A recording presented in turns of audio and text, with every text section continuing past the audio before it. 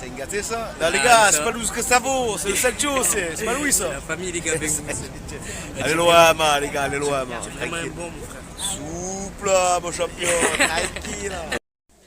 Meilleure chaîne YouTube 2024 à suivre les gars. Touche pas à mon stade et touche pas à mon sahab, surtout les gars. Voilà, tiens, bon. Ma mère, la relève hein. Ouais. Pour C'est l'OM, bon, les gars, voilà. Vitigny, on n'en peut plus de Vitigny. Vitigny nul, je vous nique.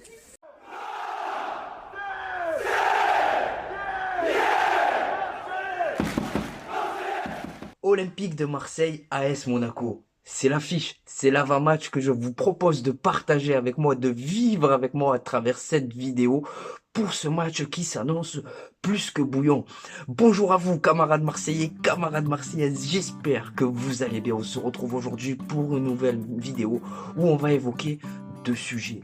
Le mercato, puisqu'on est déjà quasiment en décembre, le mercato c'est en janvier, commence déjà à avoir des rumeurs.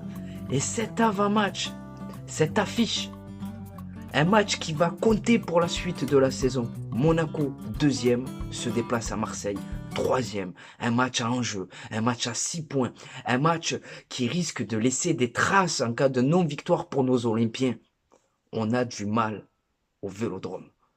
Les gars, avant qu'on attaque cette vidéo, je vous demande deux choses. De liker cette vidéo pour la force, de commenter cette vidéo, voilà, ça aide énormément pour le référencement. Plus vous êtes nombreux à le faire, plus la vidéo elle est référencée sur la plateforme YouTube. Donc je remercie à l'avance toutes les personnes qui le feront. La première question que j'aimerais répondre aussi les gars, c'est ce qui revient sur Snapchat. Vous avez été nombreux à me poser la question.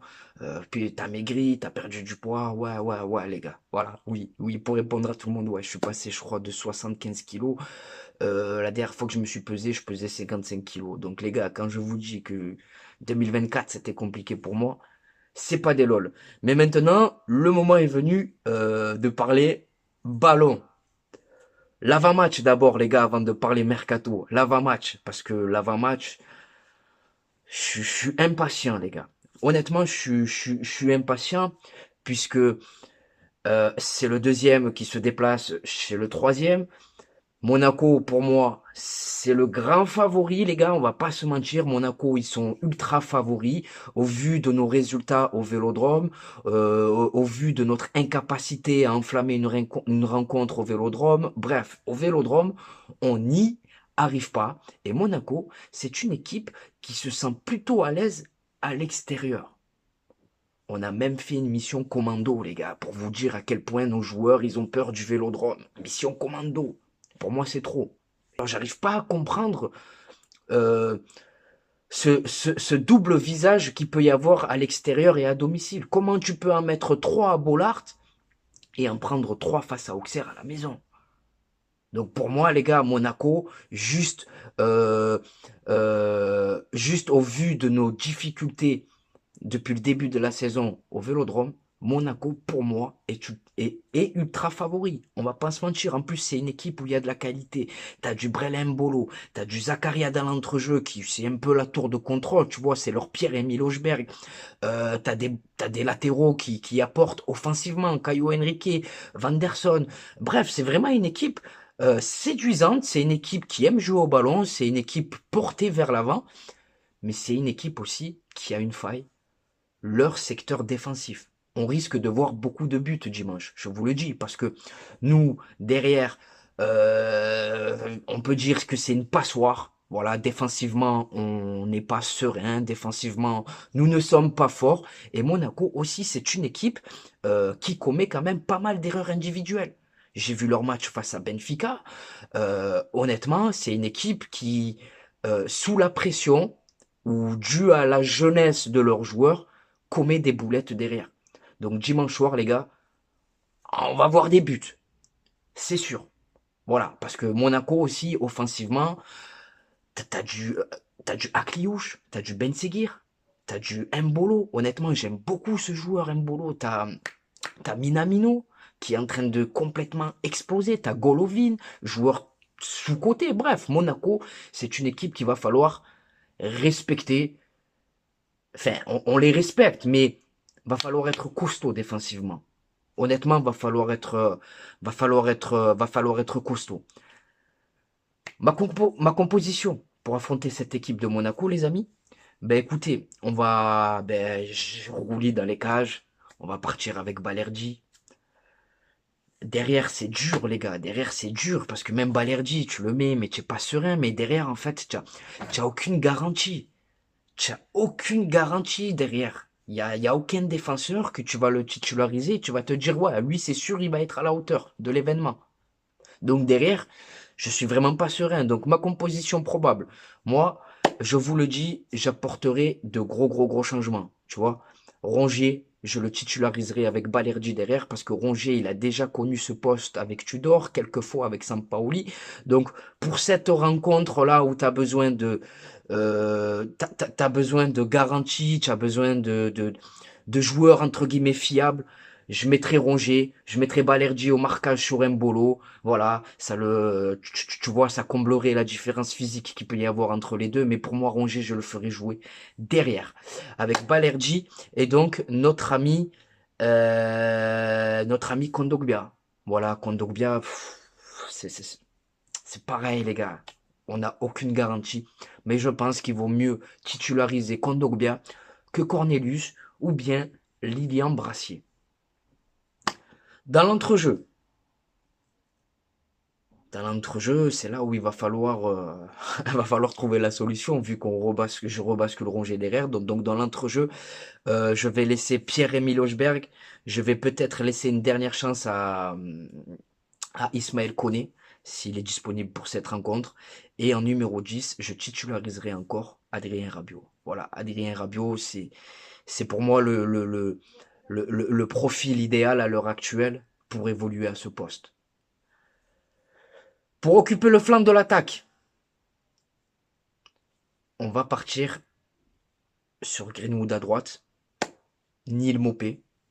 Voilà, Neil Maupay, ben écoutez, c'est vrai que c'est pas vraiment un vrai profil de numéro 9, c'est pas un vrai profil de tueur des surfaces, mais j'apprécie. C'est un joueur d'équipe. Il marque quand même, voilà, c'est pas Valère Germain, mais j'apprécie aussi sa faculté à jouer pour les autres. Face à Lens, de passes décisives, c'est un peu un faux profil de numéro 9, Neil Maupay. Il me rappelle un peu Benzema dans son profil, pas au niveau du talent, les gars, voilà, Neil Maupay, voilà. Donc Neil Maupay devant, et à gauche, je titulariserai à Luis Enrique. Voilà, Luis Enrique et Jonathan Roux, je le ferai rentrer pour apporter de la folie en fin de rencontre si besoin. Voilà, mais en tout cas, je partirai avec ces joueurs-là, les gars. Je partirai avec ces joueurs-là. Donc, le Vélodrome, pour moi, c'est la clé du match. Je vous le dis clairement, hein, Monaco, Louis II, il n'y a pas d'ambiance. Hein, donc, pour eux, à l'extérieur, c'est un kiff. C'est un kiff. Monaco, ils te tapent du Barça. Ils ont vraiment un beau parcours européen. C'est une équipe qui joue au football. Donc, c'est une équipe que je respecte énormément. Mais en tout cas, voici ma composition pour affronter cette équipe de l'AS Monaco, les gars. Qu'est-ce que j'ai pu oublier peut-être? Ouais, De Zerbi. De Zerbi aussi, c'est la clé du match, hein, les gars. Je crois que j'ai oublié un ou deux joueurs pour la compo, mais c'est pas grave, les gars. Voilà. De Zerbi, pour moi, c'est la clé du match aussi. Parce que De Zerbi, jusqu'à présent, il a évolué quand même dans des contextes, dans des clubs avec un environnement assez favorable pour lui. Voilà. Hein, De Zerbi, Sassuolo, c'est tranquille, entre guillemets. Brighton, c'est tranquille. C'est pas Marseille. Il y a peut-être au Shakhtar où il a eu un peu la pression, mais il a jamais connu un club avec toute la pression et toutes les exigences que représente un club comme l'OM. Donc De Zerbi, il va falloir aussi qu'il gère ça, lui aussi, sa faculté à gérer. Il te dit qu'il est venu au Vélodrome, donc peut-être que lui aussi il a envie de trop bien faire, peut-être que lui aussi il est dans l'excès, peut-être que, je sais pas, peut-être que son discours au Vélodrome, il passe pas. Peut-être que dans son discours, peut-être qu'il va falloir qu'il transmette de la sérénité aux joueurs. C'est le seul reproche que j'ai à faire à De Zerbi, parce que bon, même si tout n'est pas parfait depuis le début de la saison, voilà, on est troisième, On n'est pas largué au classement, on a connu pire, quoi. On a connu pire. Il y a quand même la qualité, je pense, pour relancer la machine dans cette équipe-là. Voilà, pour relancer la machine. On n'est pas en crise non plus. Donc voilà, les amis, pour ce que je pense de cet avant-match, tout simplement, voilà, de cette rencontre. C'est en tout cas, c'est un match qui va compter pour la suite de la saison. Si tu gagnes, tu passes devant, enfin, tu reviens à hauteur de Monaco. Si Monaco passe, ils te mettent quand même 6 points d'avance. Donc voilà, c'est un match très très important. On va parler maintenant du mercato. Le mercato, c'est en janvier. On est en décembre, donc les rumeurs elles commencent à fleurir bon train, Paul Pogba, Benoît Badiachile, bref. On va faire le tri, on va essayer de faire le tour, mais une chose est sûre, De Zerbi, Longoria, Benassia, ils veulent renforcer le secteur défensif. Et moi je dis tant mieux. D'ailleurs, petite parenthèse, je vous prépare une vidéo. Désolé, j'ai été coupé. Petite parenthèse, je vous prépare une petite vidéo sur Paul Pogba et les stars à l'OM. Qu'est-ce que ça a donné? Lassana Diarra, Luis Gustavo, Balotelli, bref, Pogba. Est-ce que c'est vraiment une bonne idée? En attendant, on va faire le tri, puisqu'il y a des joueurs qui pourraient quitter le club dès le mois de janvier, à commencer par Lilian Brassier.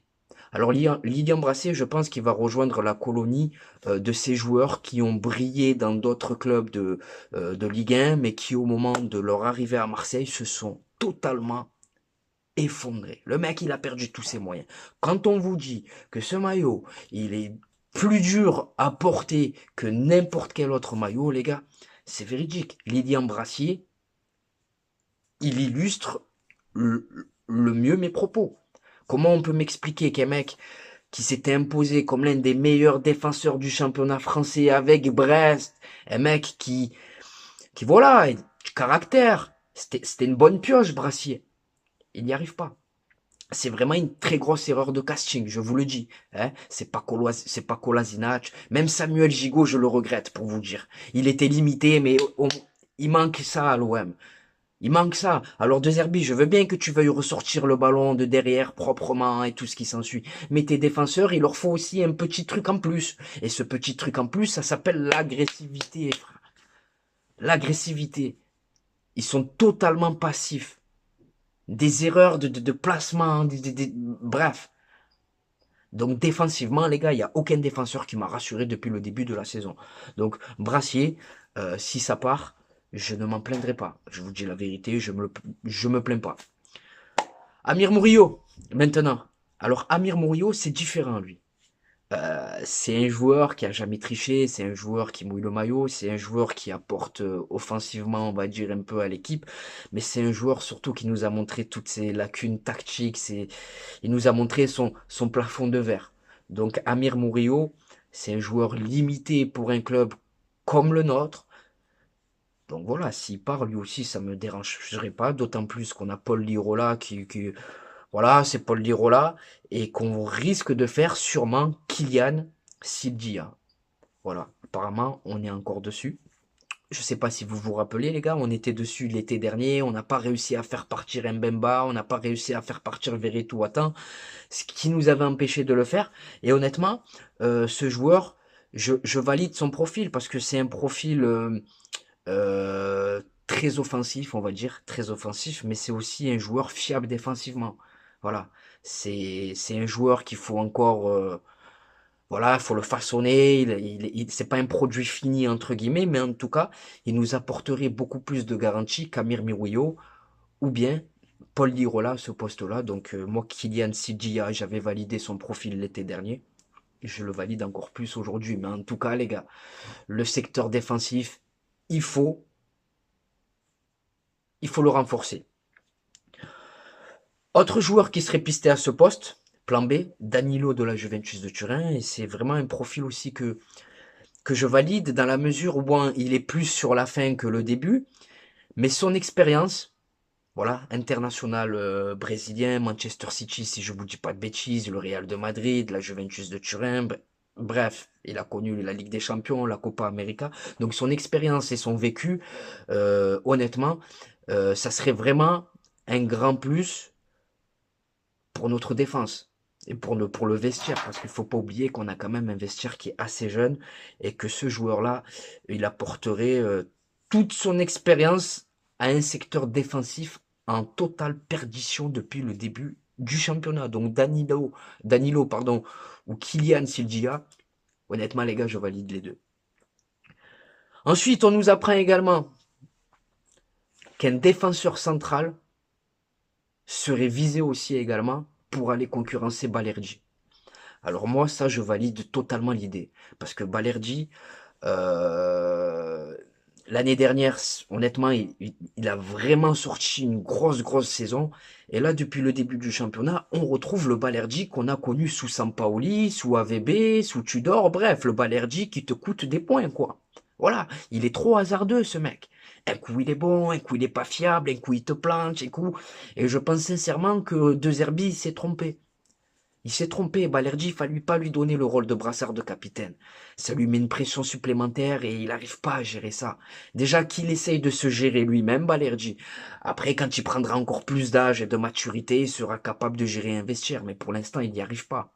Voilà, pour moi, il n'y a qu'un capitaine dans cette équipe, c'est Hochberg, hein, et on le voit sur le terrain, dans le comportement, dans sa manière de s'exprimer aussi dans les médias. Voilà, pour moi, le capitaine de cette équipe, c'est pas Balerdi, hein, mais Pierre-Emile Hochberg. Donc voilà les gars, donc en gros, on pisterait trois défenseurs. Un en cas de départ de Brassier, bien entendu, un pour concurrencer Balerdi, et un autre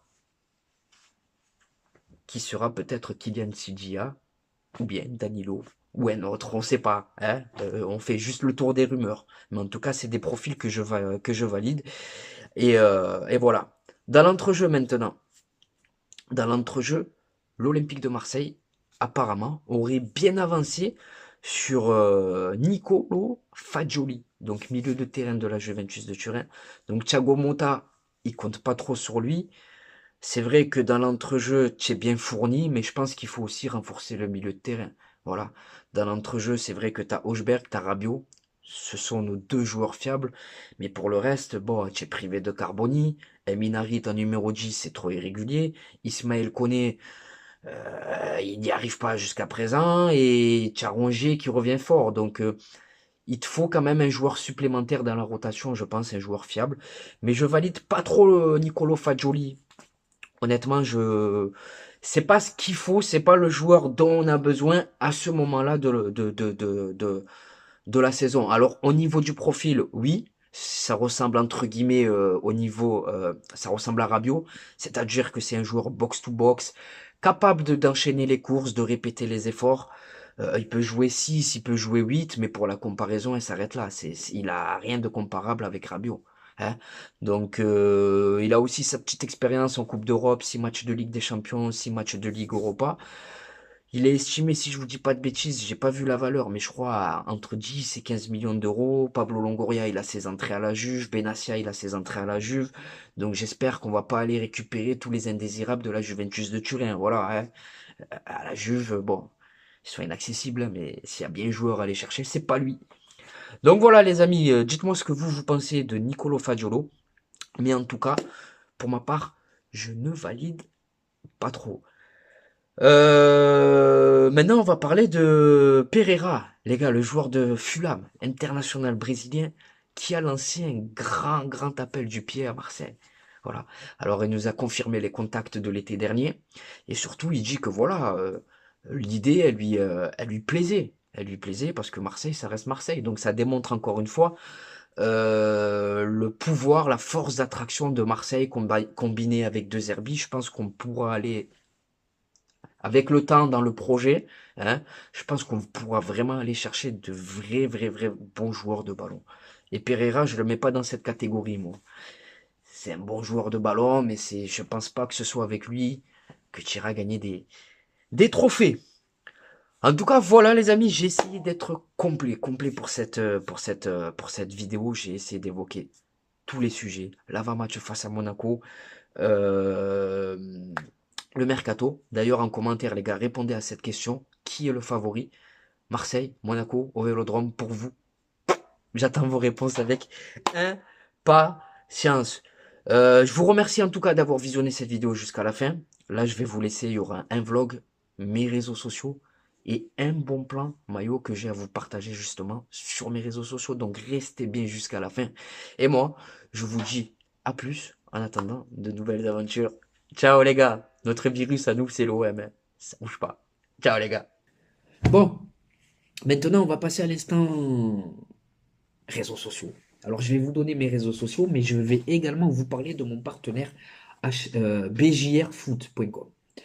Alors, bjrfoot.com, tu connais pas, c'est normal, c'est une nouvelle boutique en ligne et ils m'ont approché pour faire la promotion de leur site. Je tiens à le préciser, je ne mange aucun argent. La seule chose à laquelle j'ai droit, c'est des maillots. 4 par mois. Donc, ils ont tout, les amis. Moi, je me suis fait plaisir. J'ai pris ce maillot d'avant-match. Donc 26 euros, tu as le short avec. Non seulement c'est à 26 euros, mais en plus de ça, tu as le code promo TPAMS pour bénéficier d'une réduction de 10%. Voilà. Donc 26 euros moins 10%, c'est toujours de l'argent d'économiser. Ensuite, j'ai celui-là, j'en ai plein les gars, hein. J'en ai vraiment plein des maillots, j'en ai plein des survêtements aussi. Mais là, j'en ai choisi juste quelques-uns, celui-ci de cette saison. Donc 26 euros le maillot, encore une fois, je le répète. Il y a même les anciens maillots, les gars. Voilà. Il est magnifique celui-là. Ensuite, j'ai également celui-là. Bon, lui, il faisait froid, donc je l'ai mis avec un petit pull. Mais lui, c'est celui qui ressort le mieux. C'est mon préféré, lui, les gars. Alors, c'est pas forcément en couleur de l'OM, hein, mais c'est mon préféré. Alors, sachez qu'il n'y a pas que l'OM. Même si c'est ce qui nous intéresse, il y a tous les championnats du monde. Il y a toutes les sélections nationales, il y a tous les maillots de l'époque, il y a aussi des ensembles de survêtements, il y a les tenues d'entraînement, les vestes, il y a tout les gars, il y a même pour les enfants, donc allez vous faire plaisir. Le code promo TPAMS pour bénéficier d'une réduction de 10%, et eux de leur côté ils jouent le jeu. Au bout de 60 euros d'achat, ils t'offrent un maillot, au bout de 99 euros d'achat, ils t'offrent 2 maillots, et au bout de 149 euros d'achat, ils t'offrent 3 maillots. Mais pour avoir ces maillots gratuits, tu les mets pas dans le panier, sinon tu vas les payer, et après tu vas venir me casser les bonbons, et je me suis fait arnaquer, pas je me suis fait arnaquer. Non, pour obtenir ces maillots gratuits, en fait, une fois que tu as fini de payer, c'est pas une carotte les gars, tu vas voir apparaître annoté. Et dans annoté, tu mets les maillots que tu veux avec la taille qui convient. Mais sachez que les maillots que vous pouvez mettre, dont vous pouvez bénéficier gratuitement, c'est seulement les maillots de cette saison. Peu importe l'équipe, il faut que le maillot il soit de la saison 2023-2024. Donc voilà, c'est assez sympathique de leur côté. Et voilà. Maintenant, mes réseaux sociaux, avant que j'oublie. Donc on a Snapchat. Et je tiens à vous préciser que Snapchat, c'est le réseau où je suis le plus actif. Donc désolé les gars, je suis de retour. J'ai dû libérer de la place parce qu'il n'y avait plus d'espace pour filmer. Donc les gars, mon Snapchat c'est Khalil-6 TPAMS13. Ne t'affole pas, tu vas le voir apparaître là. Donc voilà, je vous partage les infos de l'OM. J'essaie de vous mettre un peu des stories de ma vie sans rentrer dans le privé parce que c'est pas trop mon truc. Il y a Instagram. Sur Snapchat, je réponds à tout le monde. Hein. Instagram, j'y suis plus allé depuis un moment, mais je vous le donne quand même parce que c'est important. Voilà, je vais aller refaire un tour pour tous vous répondre. Alors c'est TPAMS13. Ensuite, on a X, Twitter, donc, ils te disent ça, X, frère. Twitter, donc, c'est TPAMS 131313. Et enfin, pour conclure, on a TikTok où c'est tout, touche pas à mon stade, tout attaché, c'est pour vous, c'est cadeau. Venez m'ajouter, les gars, qu'on parle de l'OM, qu'on parle ballon. Et si tu as besoin de moi pour te remonter le moral, n'hésite pas, frère, je suis là. Donc voilà, les gars. Maintenant, c'est à vous de jouer, les gars. C'est à vous de me dire ce que vous pensez de tout ça, hein. Correa, la vente de l'OM, le sprint final, tout ça, quoi, voilà. Et surtout, voilà, abonnez-vous si c'est pas encore fait, le pouce bleu. Donc voilà, c'est la fin de cette vidéo. Je vous remercie d'avoir visionné cette vidéo jusqu'à la fin. Je te souhaite de passer une bonne journée ou un bon moment. Ouais, un bon moment. Une bonne journée ou une bonne soirée selon le moment où tu visionnes cette vidéo. Et n'oublie pas, l'ami, notre virus à nous, c'est loin. Bon match à la famille. Et bonjour à vous supporters marseillais, supportrices marseillaises. J'espère que vous allez bien. On se retrouve aujourd'hui pour une nouvelle vidéo et pas n'importe quelle vidéo. 24 heures dans la peau d'un supporter marseillais et comme vous pouvez le voir, aujourd'hui le cadre, il est tout simplement magnifique. Bien accompagné en attendant le match explosif qui nous attend de ce soir. Olympique de Marseille, Bayer Leverkusen. Donc au programme les amis, là on se rafraîchit, on s'hydrate bien entendu. Et juste après, direction le Vélodrome pour vous faire vivre l'ambiance exceptionnelle qui nous attend ce soir. Devant le stade Vélodrome, il y a une marée les gars. Il y a une marée, c'est impressionnant. Le retour de l'Olympique de Marseille. Adel, t'en penses quoi? Allez l'OM les gars, tout simplement. Légende olympienne les amis, monsieur Charles de Bonneau. Et regardez les amis comme il est accueillant. Fait la photo avec tout le monde. Hein. Normal. Un mot pour le mercato. Le mercato, pour l'instant, est extraordinaire. On peut faire confiance aux dirigeants. Oui. Ce qu'il y a de certain, c'est qu'il y a d'autres joueurs qui vont arriver. Oh, merci, merci. Et encore merci pour tout ce que tu as pu faire pour l'Olympique de Marseille. C'est normal. Exceptionnel les gars. La légende de Charles de Bonneau avec une grosse info mercato. Et là, il n'y a rien frère. Info mercato carrément, tu Il a annoncé 2 grosses arrivées encore les gars, vous l'avez entendu. Les amis, c'est là que tout se passe. C'est là que tout se passe, les amis. Le Vélodrome. De retour à la maison, les gars. Exceptionnel.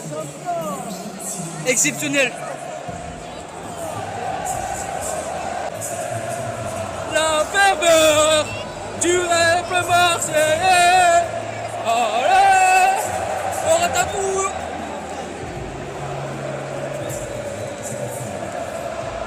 On est posé les amis, on attend patiemment que le match démarre, comme vous pouvez le voir. C'est magnifique les amis. Magnifique. Il y a les photos. Pronostic Malik. Toujours 2-2, mais confiant pour la victoire. Mahmoud, pronostic. Toujours 1-1, change pas, match nul. Adel, pronostic. Exceptionnel, les gars. Voilà, Imran Soglou. Ounaï.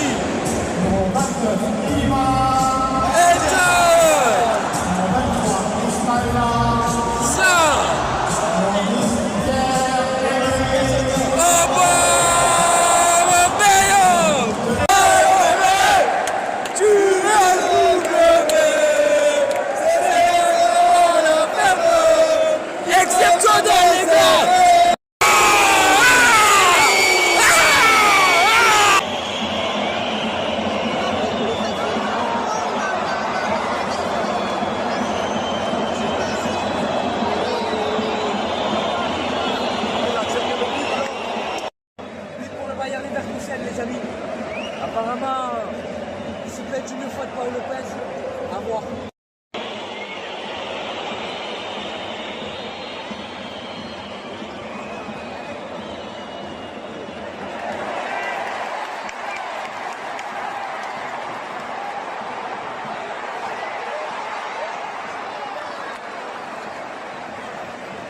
C'est la mi-temps les gars, pour l'instant on n'y arrive pas, Paul Lopez il te met nique, hein. Paul Lopez il te met nique, défensivement c'est fragile, offensivement bon il y a 2-3 choses intéressantes.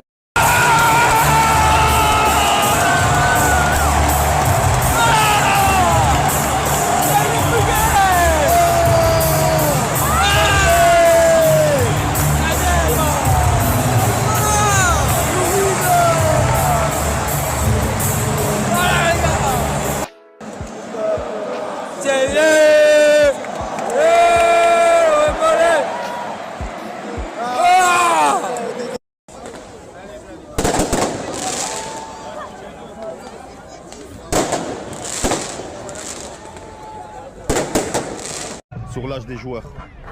Mahmoud, Manu. Malik, t'as hâte d'être à ce soir ou pas? Je pense à Manu.